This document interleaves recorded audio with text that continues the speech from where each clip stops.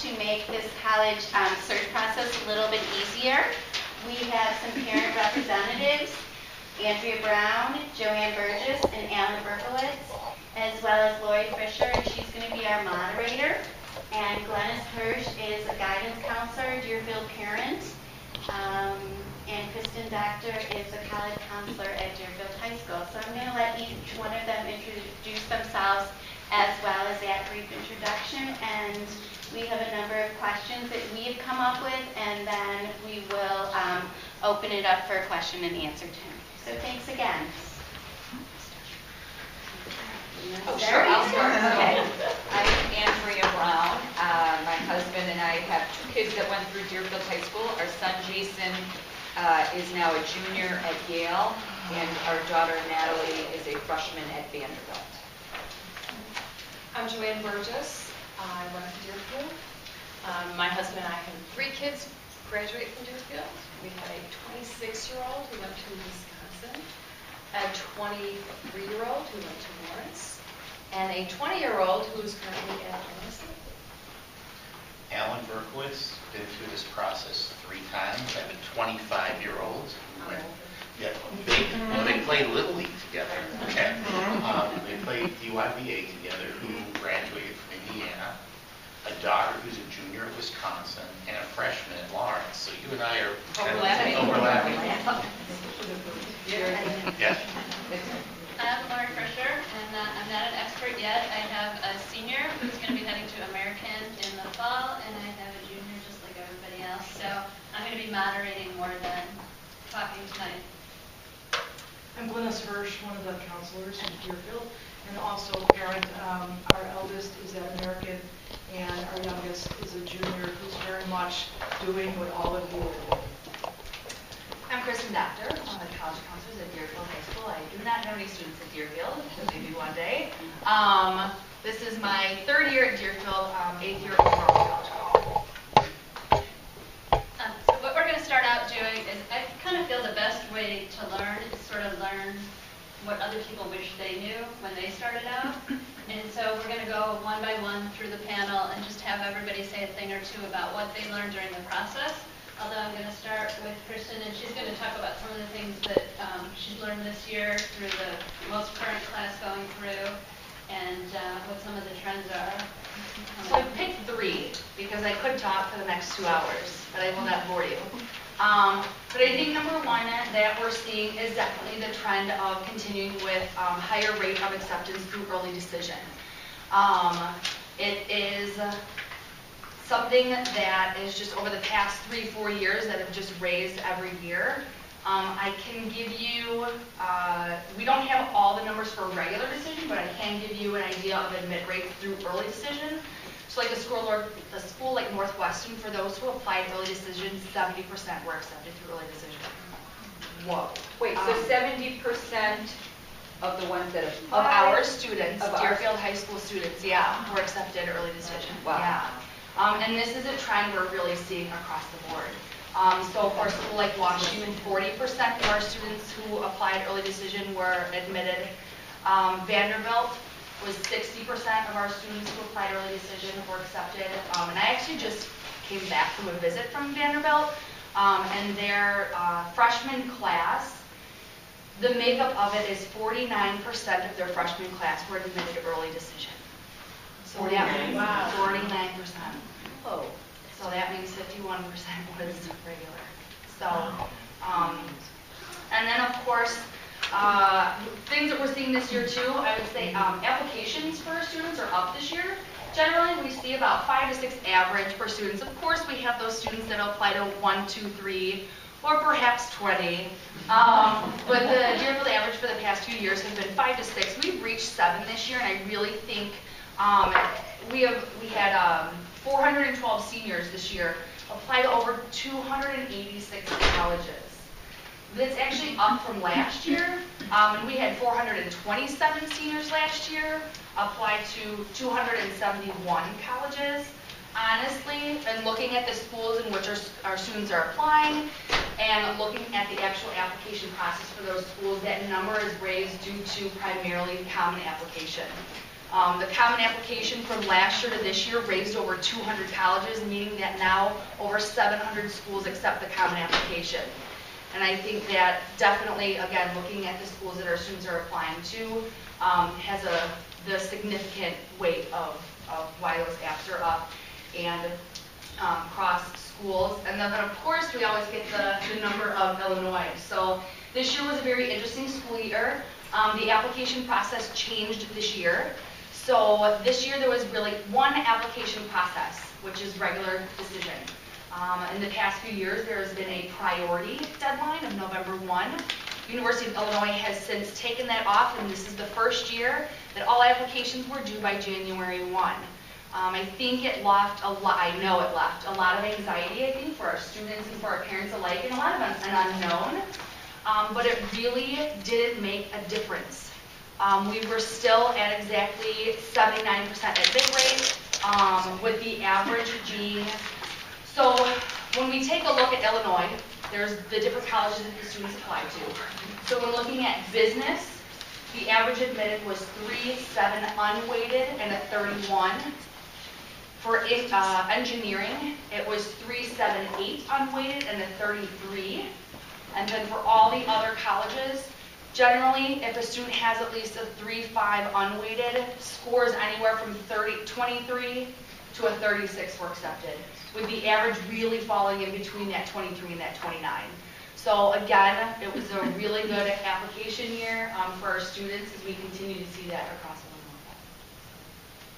Wow, you all want to take a deep breath?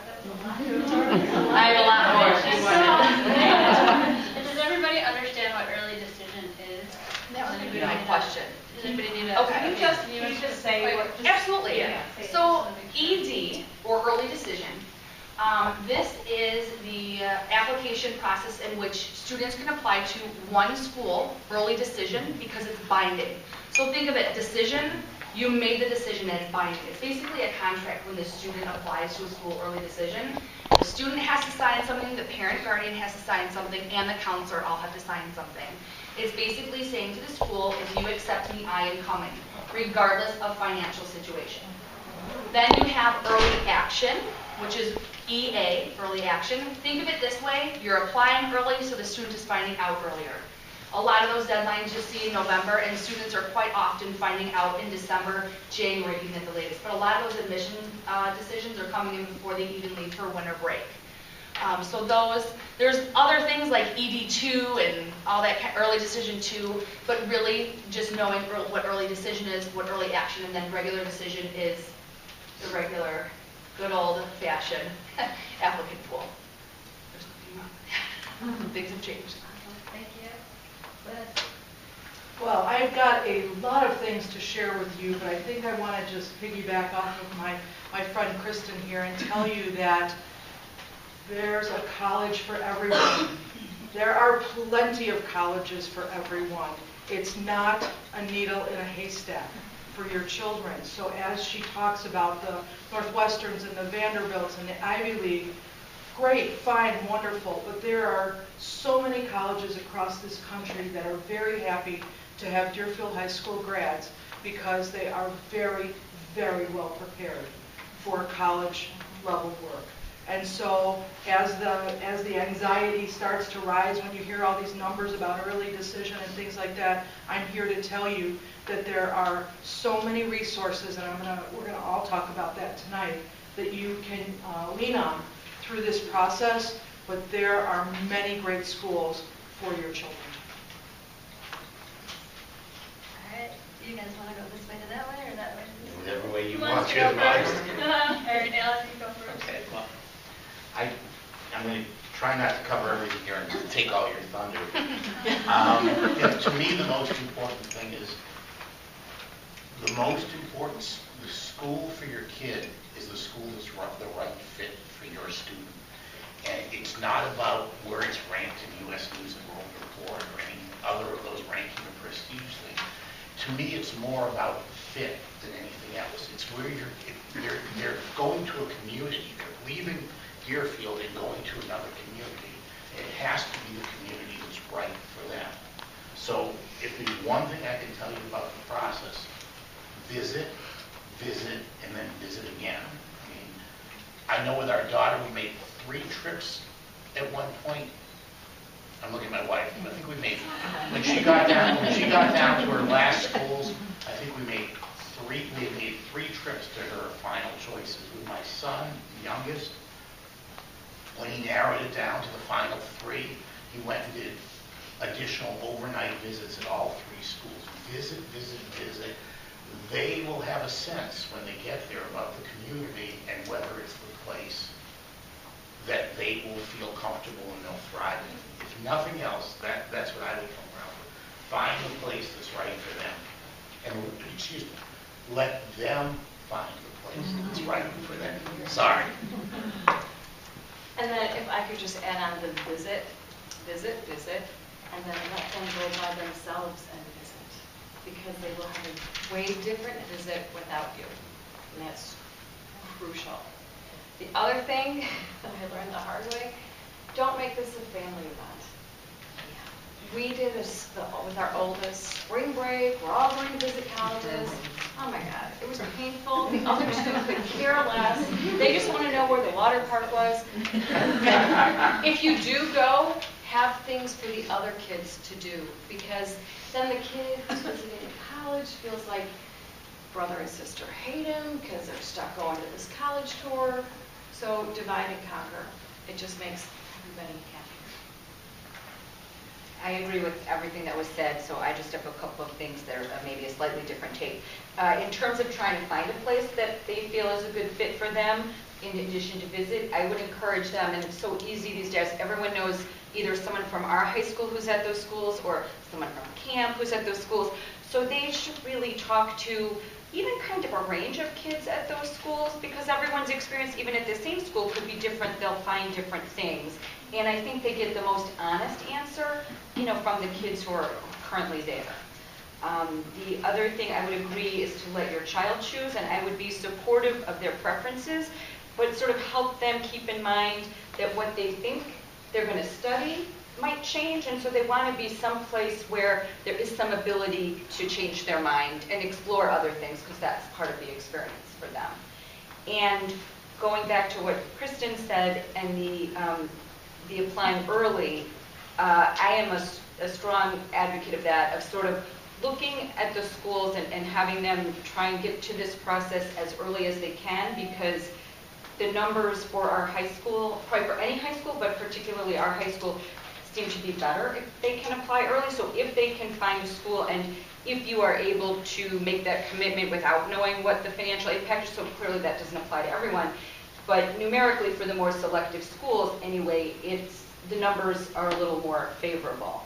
And I would also say that you need to look at the schools with a fresh mind versus maybe your views of them when we all went to college, because a lot of things have changed, and there are a lot more schools that are going to offer a lot of great things to your kids that you might not have known about, or they've come up in their reputation and the kinds of things that they offer. So we all have ideas from how it was in our day, but you really need to look a little more broadly and freshly at the schools, because a lot of them are different. The next fun topic is going to be standardized tests. We're just going to do a very quick kind of opinion poll about when you feel is the best time for kids to take them. In general, how many times do they take them? Let's start with the ACT. The ACT seems to be the one that everybody kind of takes. Why don't you start, and then the parents can chime in. We're not going to have every person on the panel answer every question. Like, if you guys want to chime in, or just chime on in. My answer to that is there is no right or wrong definite answer for a student.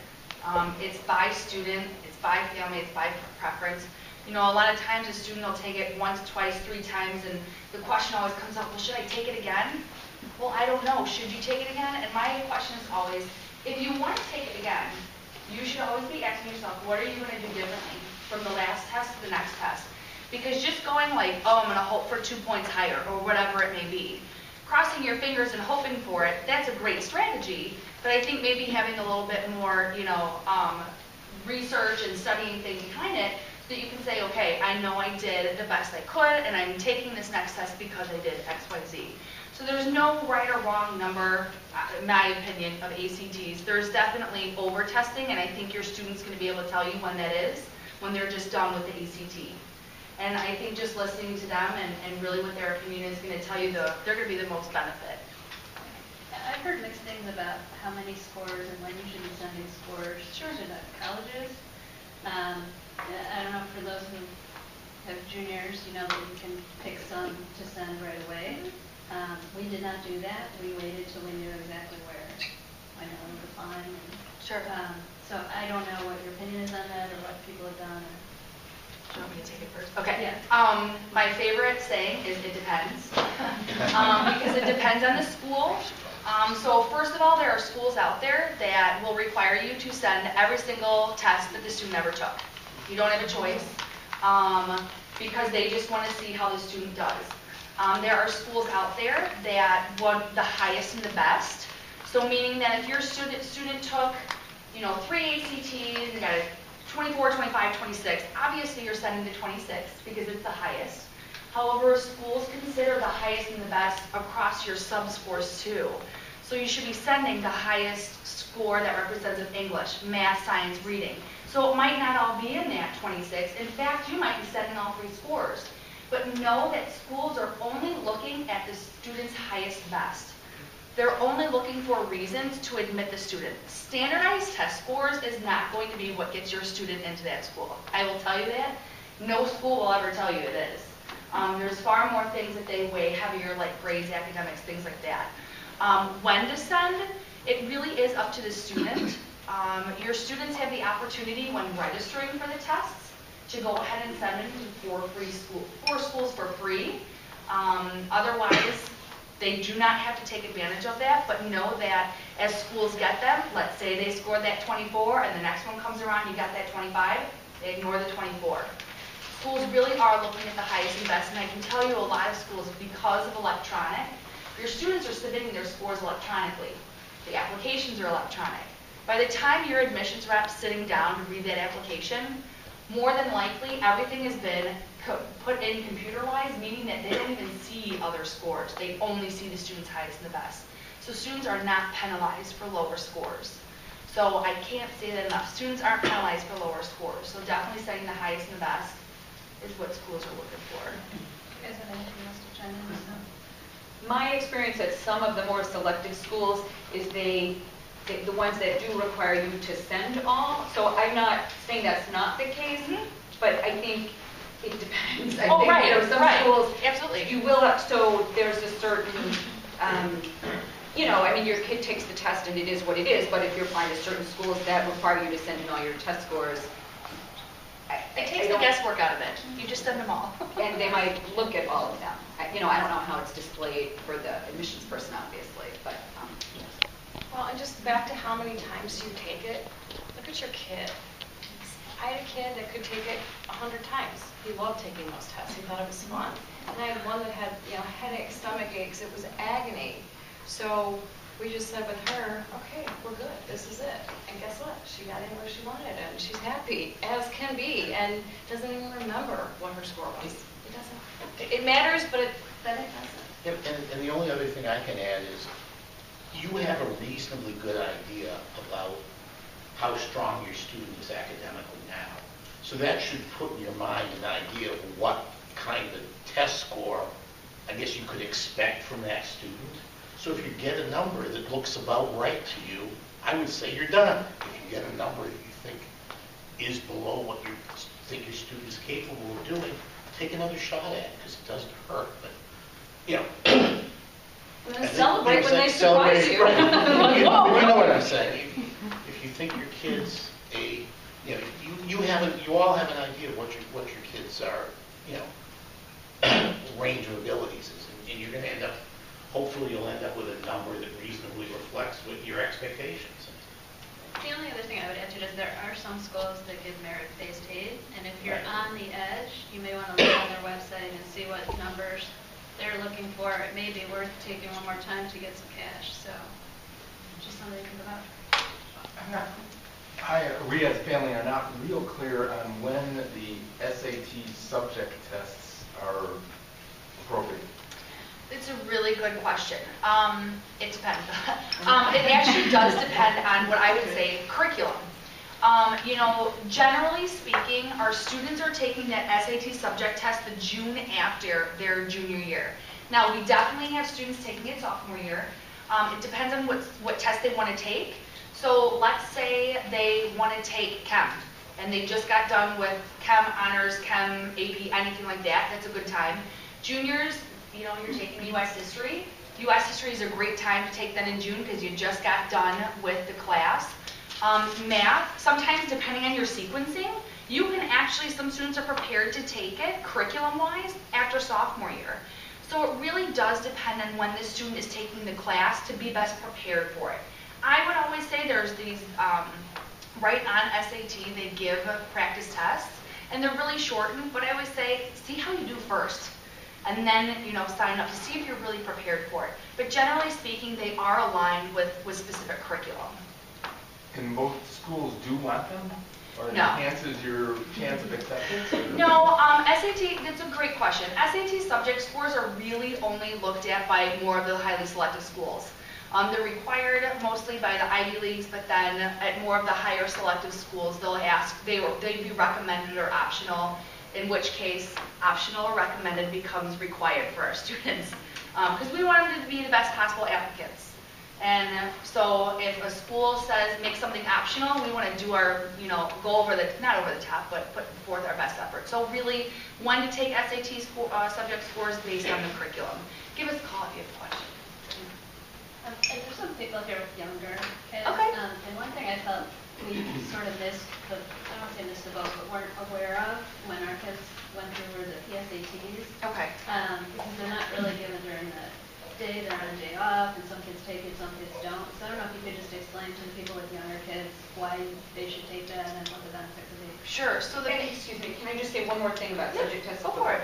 I would also consider if your kids, like junior year, if they have some AP classes and then you think they'll take the AP test, then you might want to look at the dates that the subject tests are offered, because if they end up with 4 or 5 tests to take at the spring of junior year, even if they just took the class, that might be bad. So I know when my kids were in school, they were offered May and June. So sometimes the June date, they might be done with school, but at least they've had the AP test behind them for a month. And even if it's the same subject, you get the books, you'll see they've covered different things. So your kids might actually need to study different things for one versus the other. So I would also look at sort of the total number of tests they'll be taking, including AP, because those you can't change the date. Before finals.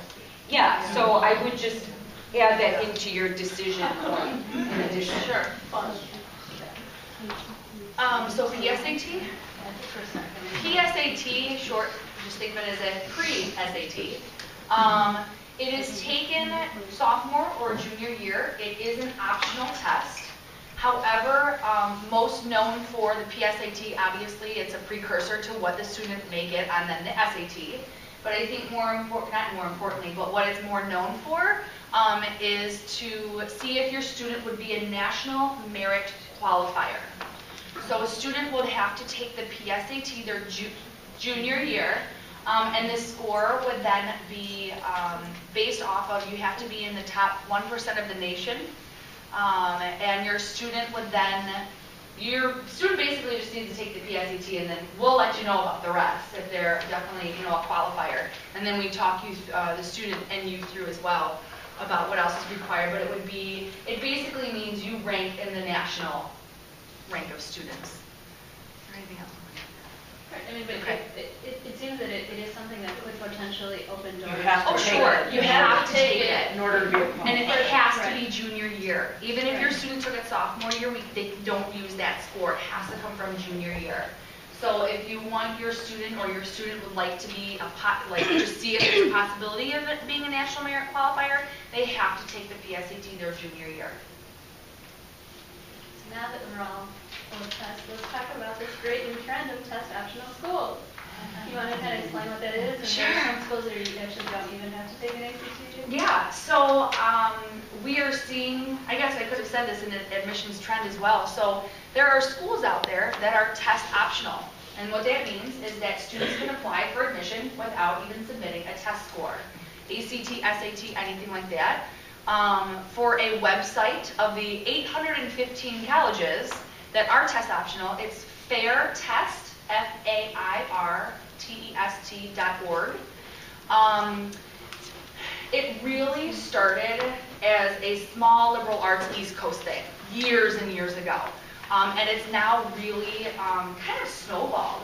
And why are these schools test optional? It's because they feel that test scores do not score merit. And really when thinking about it, do we want our students on 3 years of academics or a 5-hour test? So a lot of these schools are falling more in line with that. And when we say test optional, some schools are literally just that. You submit an application, your transcripts, anything like that. Obviously, you don't submit test scores. Some schools give students the option. Maybe perhaps their GPA isn't as strong, but maybe they have a really strong test score. So they choose to then submit their test score. Some schools will say, test optional. If you choose to submit the test, awesome. If you don't, that's fine too, but answer these 3 additional questions. So it really is per school on their kind of standards, if you will. I would say that if you do visit this website and you go through the list of schools, you might see a little number next to it, 1, 2, 3, 4, 5. Make sure you check that key, because yes, there are schools that are admissions test optional. There are some schools that will say they're test optional, but if you submit a test score, we will use it towards placement or advising. There are some schools that will say, as long as you have above this kind of GPA, you don't have to submit a test score. So really just keep in mind, some schools, I wrote some down that are test optionals, like American University, DePaul, Bard, Brandeis, Denison, Furman, Knox, Lawrence, Pitzer. I'm not going to ramble off 815 of them. But I tried to pick out ones that you probably have heard of or at least are aware of. You'll notice they tend to be sometimes the smaller liberal arts schools, but we're getting there. Pretty soon, all 3,800 and some schools will be test optional. I'm working on it, guys, in my free time. And I'm going to jump around a little bit, and we're going to leave plenty of time at the end for questions. So the next topic I want to talk about is campus tours, and sort of if you have any advice about things to ask or people to see or what to do. I can start. Okay, so you have to find the perkiest, happiest tour guide, because unfortunately, your son or daughter may make a choice about that school based on the tour guide. And you say, you've got to get past that. It's not just based on this kid, because there's so much going here, but unfortunately, they can't. So if you have a chance to choose the happiest kid on taking the tour, go with that child. You also need to go where the tour doesn't take you. They have a route, and they go on that same route every single time, and when the tour is done, you thank that child profusely, and then you go off to other places on the campus that they didn't necessarily want to show you, like maybe another dorm, or meeting with a professor, or checking out the athletic facilities, because they don't always show you those on the tour, or they show you the athletic facilities and they don't show you the classrooms. So it's really important to go where the tour doesn't take you. So there's so many things to know. One of the things, and I think somebody mentioned it here, one of the things that we latched onto, which was phenomenal, see if you can find a Deerfield grad on every campus, because 1, those kids are not hired by the admissions office, and 2, you take them for a meal, you get a volume of information about that particular school. They're going to tell you what they think. And they're happy to see you. You're a face from home. Whether you knew them or not, they really don't care. They're just happy to see you. And like I said, either sit down in a dorm and eat the meal there, or take them somewhere else and enjoy their company and pump them with questions, and make sure that your child does the same. And you will think that it's the best tour you've ever been on. And she's right, get off the tour. When you're done, get off the tour. Make sure, especially as you get later on, get your kids to do the overnighters. A lot of the schools offer overnight programs where they can go stay in a dorm with a student, and then you meet them the next day for activities, but they're away from you for 12 hours and they're seeing what the school's really like. Eat a meal at the dining hall, and when you sit down, see if other students come up and talk to you. And talk to the kids, the students who are there at the table, and you can learn a lot about the school. You actually learn a lot about the atmosphere by seeing whether people ignore you and don't sit anywhere near you, or come over and sit and students engage you. And lastly, it's your opportunity to embarrass your kids.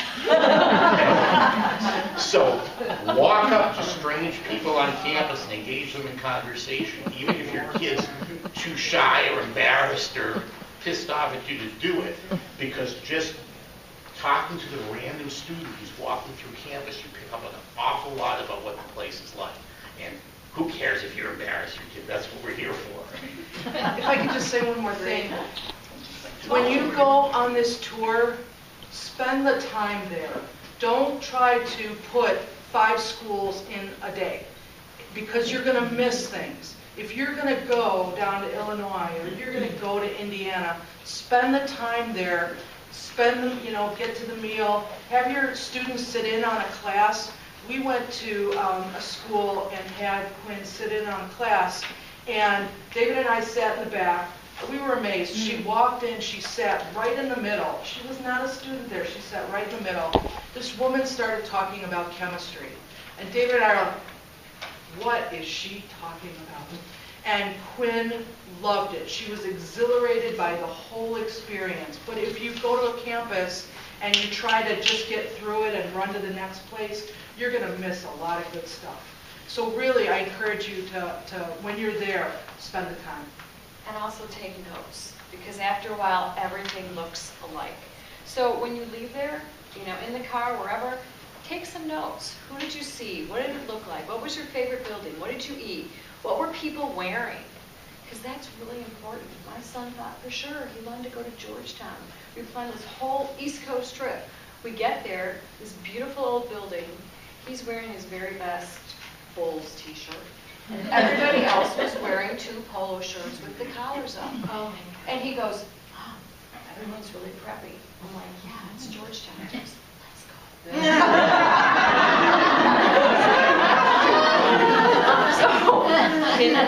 But I mean, stuff like that matters, and that makes him feel comfortable or uncomfortable. So just jot down a few little things. Just, do you like the way the logo looks? Do you like the mascot? It adds up. Can I just actually add one thing? I'm sorry, because I know it got brought up a few times about reaching out to alumni.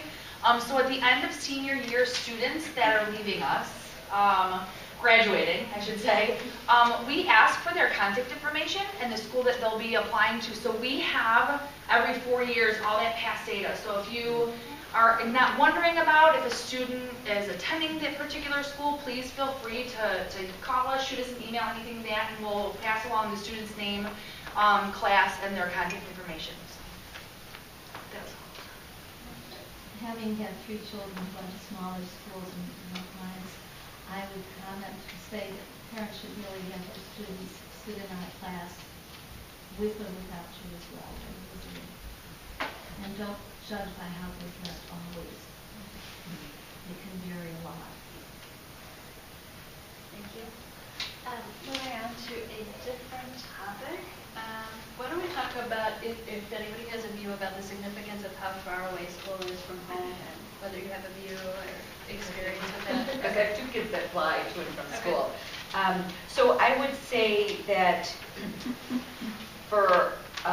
it is certainly something to consider, because it is more expensive to get back and forth when they have to fly, and it takes a little more planning and a little more time. And even if the flight isn't that far, depending on how far the campus is from the airport and what the transportation is, some schools have shuttles, some don't.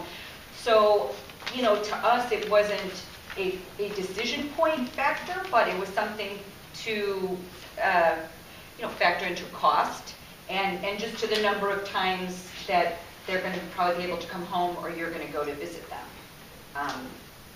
That's probably my... And the cost over 4 years. Yes, correct. Okay, speaking of cost, can you guys talk about some of the hidden costs cost that you guys found that you weren't expecting when you started planning for college, other than the travel?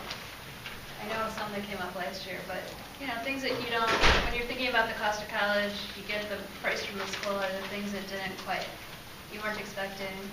Well, I was not in Greek life, so I have no idea. Yeah. It's really expensive. Greek life is really expensive. It is, and what I tend to hear is that my mother always used to ask, like, well, what if kids can't afford, and fill in the blank, whatever it was, when my kids would talk about what they were doing. And I think it seems like the answer in Greek life is they don't participate. Now, I think different schools, there's probably different cost structures, but even once you pay the initiation fee, and then, like there's activities, at least that the sororities do, that always seems to cost money. So and my son is in a fraternity too. They only seem to collect money for alcohol, but the girls seem to have, funny, and he wasn't even 21. But the sororities, there seem to be things and activities, and then everyone seems to be doing it, so then you do it. So I would say to you, with the travel, which we probably realized, but airfare has certainly gone up in the last 3.5 years, so that's a piece of it. And how much your kid eats off campus, that's the other thing. So different schools now sometimes have local restaurants that they can use like their meal credit, but oftentimes they just use their debit card or something else. And it's probably something to talk about with your kid if you have constraints and expectations, because it seems like a lot of other kids sort of will start to do this, and sometimes then it's hard for your kid to not. So you need to set some expectations and some parameters. And for us, the big gotcha was, like, every year tuition goes up. You think, oh, okay, I know what this is, I planned for this, and then every year it goes up, everywhere. So you're not locked in? At Illinois State, we're locked in, but at Wisconsin, you could have been through another plan, I think, than locked in. And Lawrence is this teeny weeny liberal arts college. I just got my letter. They're so proud they're only going up about $2,000 next year. It's just always, They're not locking you in. Right, they're not locked. It's going up. so just keep that in mind, because I don't know of any college that doesn't go up over the course of 4 years somehow. So is it maybe just the state schools when you're in that state, like maybe Wisconsin doesn't do it for their in-state? Predominantly, that's usually how it works. So like you said, Illinois State locks you in, we're so all maybe, set. like maybe U of I locks you in, but. They'll do tuition freezes too, but it is very rare to find an out-of-school Out public of state, study, yes. public, and a private's gonna go up. Private's Yeah, gonna go right. up. Absolutely. And I mean, your Greek life is very expensive. Even when they're done with their year or 2 years of living in the house, there's still a membership fee. I think this year it's about $1,500 or $1,600 for my daughter's sorority membership, and then you're getting hit up to make donations for these fundraising things. So Or T-shirts and gear. right? Yeah. They're doing a fundraiser, and you have to contribute to some charity that's coming up. So Greek life's expensive. But you don't have to pay for it. Yeah, You you make can- your you can kid opt- pay you for it. can- I or you make can my opt kids out. pay for it. The other piece that's expensive is, at Wisconsin I found, there's a big variability in the cost of off-campus housing once they're out of the dorms, and it can get very pricey very quickly. It was sticker shock for me. But while we're on the money subject, I just want to get to one point, which is, in my experience, don't rule out any place in advance because of financial considerations. Especially, I found with the smaller liberal arts schools, they give an awful lot of academic money. So even though the sticker price may be $50,000 or $55,000 a year, don't assume that that's what you're going to pay. My son, he applied to 7 small Midwest liberal arts schools. And he's a BB plus student with a good test score. He got academic money between $15,000 and $20,000 at every single school. So, that doesn't make it a bargain, but it takes, $55,000 down to, An 35. in-state public school, Out of state public school. True, very true, It yeah. takes it down to the price. So, don't rule don't let sticker shock scare you this early, but I will tell you that if there are money issues, you should be having that conversation with your student now. They should know what resources are available so they can be part of the decision of where I'm going to go and, what we can afford as a family and what we have to borrow. Don't keep your kid in the blind over this. They should be part of this process, the financial part of it, along with the selection part of it. And I had that conversation with my kids of this is what we're spending, and particularly when I was with my youngest who was getting these aid packages, and we were down to, this is great, but if the other school you like doesn't come in with an aid package that matches this one, take it off the table because we're not, So that's just my, words of wisdom or advice. And it's also okay to make your kids pay for stuff. You don't have to give them everything. It has more value when they pay for it. I mean, my daughter pays for her sorority stuff because it's really important to her. And of course, if she needed help, we'd help her, but it's important to her, and she has a job on campus, and she's doing just fine. And all my kids worked in college. And it's, what? No, nothing. And they need to have some responsibility, and it helps them manage their time better. So oddly enough, books. If you look at any kind of package where they list out cost of attendance, I can probably say that their books are going to be like $500. Books are not $500. Unless the school that your student is attending has a rental program, meaning that it's a flat fee, so you rent the books and return them at the end, it's not going to be $500 for a full year. You really have to, especially depending on your student's major and the kind of books or maybe it's not even a book, maybe it's a software program, things like that. So really being mindful that all of those, suggested costs of attendance are very conservative when it comes to things like books, transportation, things like that. So books, I feel, is always one that really surprises. I mean, how much are books here at Deerfield? A lot. Now, multiply. Deerfield in any college. Right, okay. Sorry, I had nothing to do with Plus, it. you don't have to buy those books at the college. Absolutely.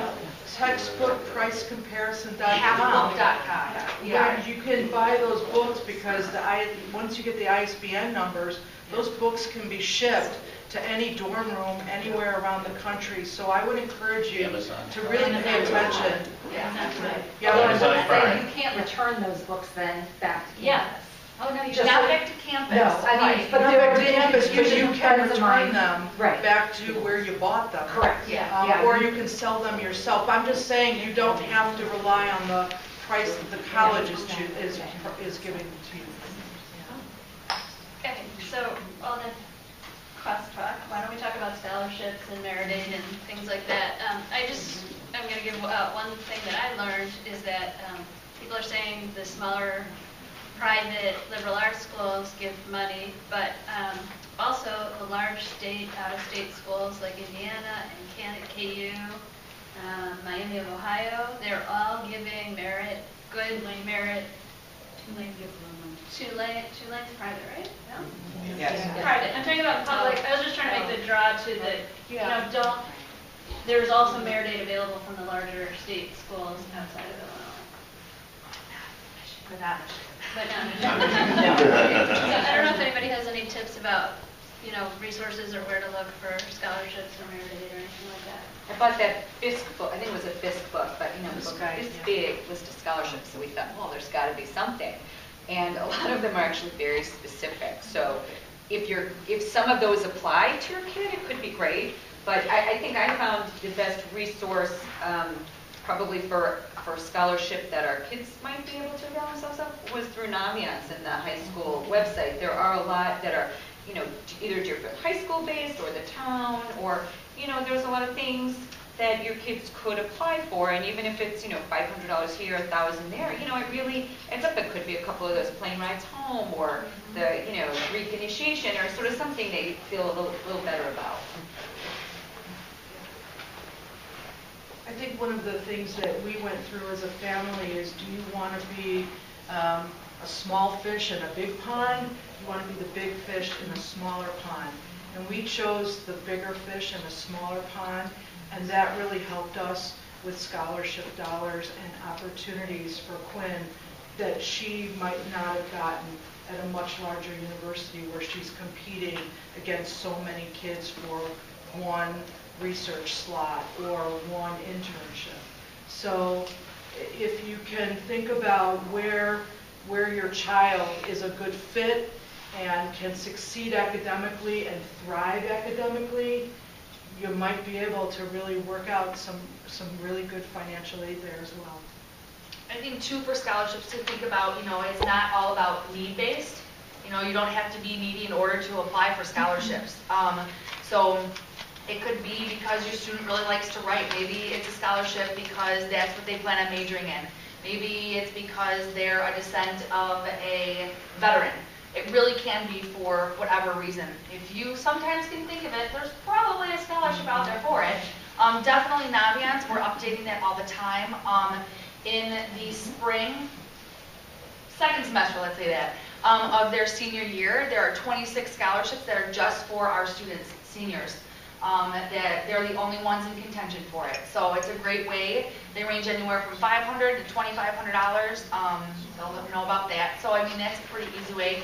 But I also suggest that scholarships really should be, once the students are through the actual application process, don't lose steam. Start right away with that scholarship process, because a lot of deadlines will start coming up, and sometimes students just are like, no, I'm done.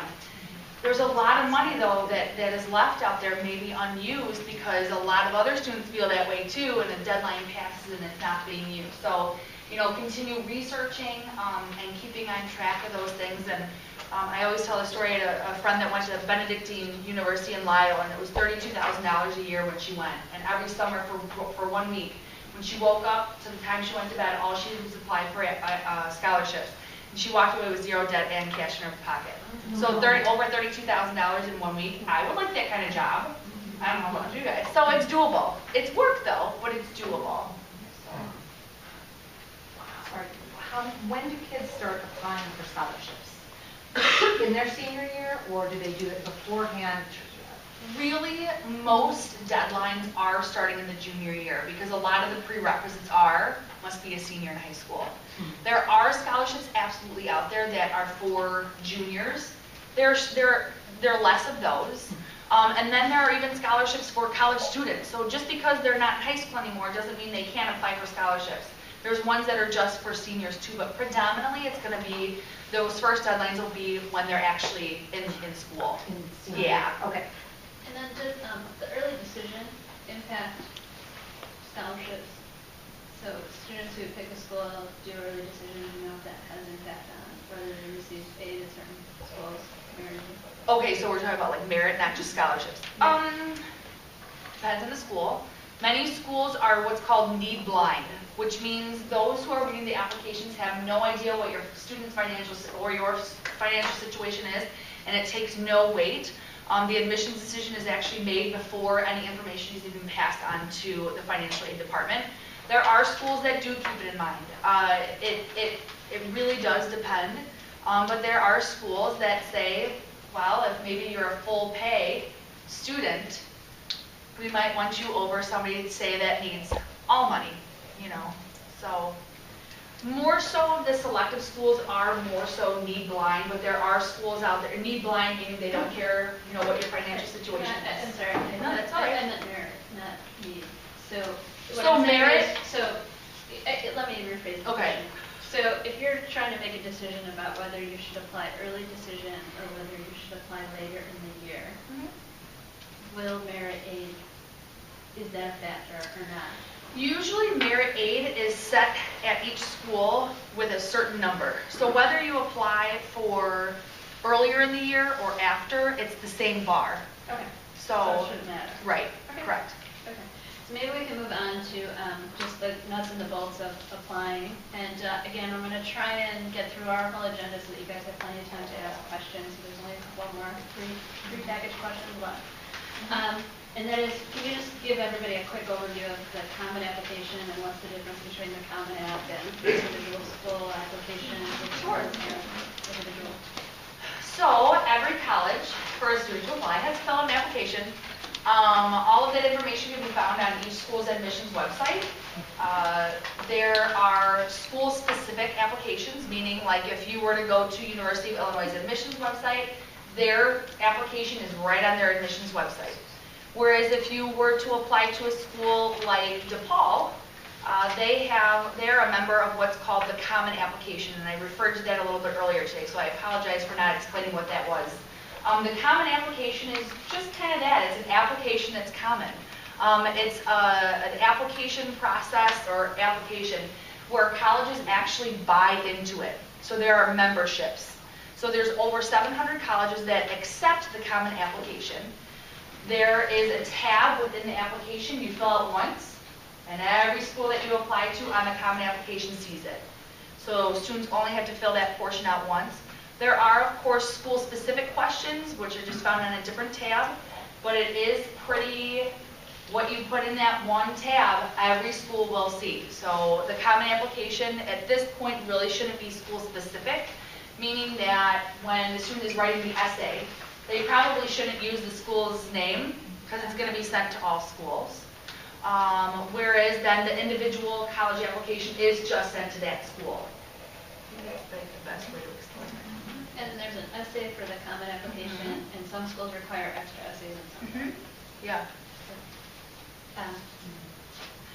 I'm so out of it. It's all right. This is for my grandchild. Sometimes I wish I was a little bit more out of it. Then you're still paying a fee for each of these? Yes, Okay. great question. So the majority of schools on the Common App do ask you to pay. So every time you press submit for one school, you run that credit card, next school runs the app. Absolutely, great question. And you have to, there's an upcharge for the ACT score you send with it, and there's an upcharge for the, you do a CSS, it's like a profile for financial, there's a fee for that. They nickel and dime you for everything. Apply for 10 schools, Sorry. like it can add up. Oh my God, I thought you meant 50 or 60 schools. I said, shh. 50 or 60 dollars. Yeah. Yeah, but I Yeah. have to say this, and that's why I was big on traveling and visiting an application. This is a very expensive decision. Ultimately, this is a couple of $100,000 purchase. So spending an extra 50 or 100 bucks up front on a couple of applications or another trip to visit seems to me to be many money in the scope of the whole, decision-making process of what school you end up going to. Do you guys have anything else to throw in? Otherwise, I want to move to my last prepackaged question, which is consultants, outside college consultants, to help with the whole process, to help with essays. Kristen won't be offended, she knows. No, I'm not at all. there. So, do you I guys have a some tips. Yeah. So, I don't know if you guys have any opinion or view. I do. Okay, bring it up. Yeah, surprising. I don't want to cut you guys. No, go. This is You yours. did use one. So we did use one. To me, the pros of can be that you have a sort of independent person who's not you, who's sort of guiding your kid through the process. There was a lot to it, as we've all talked about, and you already know there's a lot of tests to be taken. And if you've ever looked at the Common App and some of the school supplements, it can be a lot of questions, and the whole process is a lot. And even sort of narrowing your universe, helping them narrow the universe down from, whatever the starting number is to a small number. Consultants can be effective in that, and then sometimes it takes, stress out of your relationship with your child because you're not on them all the time. And some kids might be receptive to that and some might not. So to me, that can be an advantage. And I think that some consultants might know a certain universe of schools better than, we have 2 college counselors at our high school who are very well informed. I think the numbers are such with over 400 kids in a class, they can't, spend as much time with an individual kid or necessarily know a kid well enough to help figure out their, what their best fit might be. And I would also say that some of them that have experience with certain schools might know what those schools are looking for and help your child tailor their application to be attractive and appealing to them. There are also cases like if your kid is in sports, so there's some consultants that might help them fit those pieces of both academics and athletics, but that's probably a smaller universe of people. So those are my thoughts on a consultant. And to your point is, yes, they can be expensive, but it still could be a small amount compared to what you're going to pay over the life of college, and if it can help your kid get to a place you want them to go, then I think for some people it can be a good decision. I guess I'm proud to say that at Deerfield High School we have an amazing amount of resources available to you. You've got the 2 college counselors, you've got access to Nadians. There are programs every month for parents of juniors to come, and then we run parents of seniors programs once a month. The college reps are coming, and they meet, your son or daughter can meet with them to gather information. So there's so much that goes on at the high school that I think it's worthwhile to come to all the programs that you can, gather as much information as you can, and then if you feel like you need additional resources, there's certainly plenty available. But I just want to tell you that the high school offers a tremendous amount of resources for you and your student. Okay.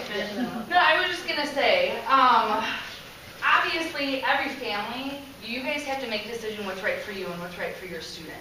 I can sit here and ramble off everything that we offer, which is very comparable besides the price to what consultants charge. But I will say this. If you choose to use a consultant, please be an informed consumer. Like, just as much as you and your student might research colleges, please research these consultants. Asking them things like, what is their educational background? What kind of professional organizations are you involved with? What colleges have you been to recently, and when? You know, things like, have they been to IACAC, NACAC? If they don't know what that is, red flag. Those are our state and national college organization groups. So again, just be mindful of, you know, what's their background. If they worked in a school, it doesn't mean they're necessarily qualified. If they had students, children of their own that went through this process, it doesn't mean that they're not, you know, qualified. Just really be, every year we have students, or I'm sorry, families that use consultants, and I'm not gonna sit here and say you shouldn't. I just want you guys to make really informed decisions about where you're putting your money, because your students are really important, and so is this process. So, if you ever have questions, you can also call. So that's my spiel.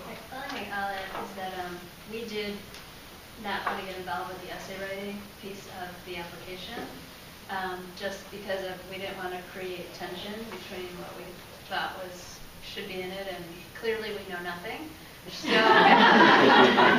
actually, there's some I'm not going to name them, but there are some obviously very talented teachers at Deerfield High School, aside from the counseling department, who have a lot of experience going through this process, and my daughter was much more comfortable working it out with a teacher. I haven't even seen her essay. So that is also a resource, and I will also say when you are using the high school resources, they are not being paid extra. Make sure your kids and you show gratitude, because they're doing a really good thing for people. So Don't they work on their English in the fall of senior year? Yes. They work on their essays in Not all. a lot of senior English classes, helping with their essays in the fall of senior year. And then we have the ARC, and they can go to any teacher they've had, for example, to work on the essay, absolutely. and your staff also. Yes. Yeah. So. So you had mentioned that there's about 400 seniors. Yes, there's 412. Okay. Has the high school thought of expanding the number of college counselors? So I am an expansion. So there was one full-time position, and then 3 years ago, I was hired on as part-time, because I do part-time college and I have a small caseload. So it's, while there's a lot, absolutely, but I think though too, we plan a really appropriate curriculum to hit as many kids and parents, because it's a parent process as well. We want the students to take the reins, but we want them to make sure that the parents know our process as well, informed as well. So I think for right now, we're doing pretty darn good. We never turn a child away or a parent away. So if you want to talk to somebody and get some more, you And I have can. a quick question. So I'm a sophomore, and, he's got this whole grandiose plan of college. And so when would be a good time for our kids to start coming in? I mean, Sure. Obviously, he's a sophomore, and I'm here because I'm Absolutely. nervous, So college is something that I feel is in a lot of our minds before high school, right?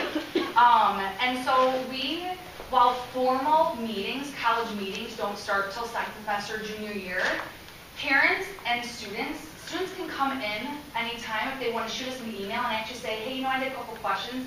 Can I have like 20 minutes of your time and we can schedule something up? Parents, feel free to call and email us, freshman, sophomore, beginning of junior year. It's definitely something that you'll appreciate it when you have our the meetings and all that kind of stuff, but know that it doesn't mean that you can't speak to us before that.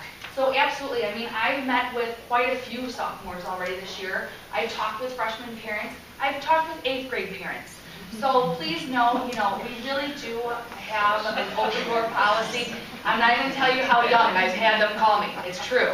But absolutely, if he has questions, he should come on in, for sure. And he can sit with his counselor. Yes. Yes, because the counseling staff has also been out